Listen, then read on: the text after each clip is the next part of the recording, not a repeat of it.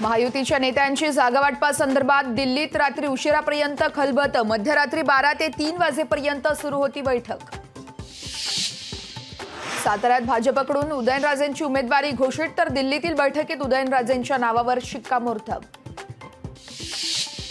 काँग्रेसचे विदर्भातील उमेदवार जाहीर। नागपूरमधून विकास ठाकरे, गडचिरोलीमधून नामदाव किरसान, तर भंडाऱ्यातून रश्मी बर्वेंना उमेदवारी।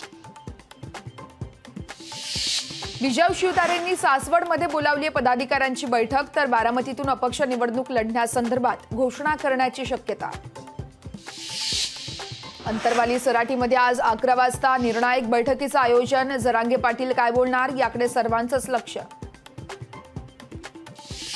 महाविकास आघाडी नाही, तर आता उद्धव ठाकरेंसोबतही आघाडी नाही। प्रकाश आंबेडकरांची निर्वाणीची भूमिका, तर 26 मार्चला वंचित पुढची दिशा ठरवणार। वंचितकडून कोल्हापुरात शाहू महाराज यांना पूर्ण पाठिंबा। प्रकाश आंबेडकरांची मोठी घोषणा।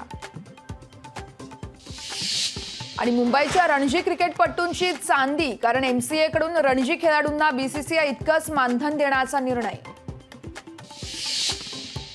कोकणातील शिमगोत्सवाला मोठ्या उत्साहात सुरुवात। तेरसे उत्सव मोठ्या दणक्यात गावोगावी साजरा, तर शिमगोत्सवासाठी चाकरमानी मोठ्या संख्येने गावाकडे रवाना।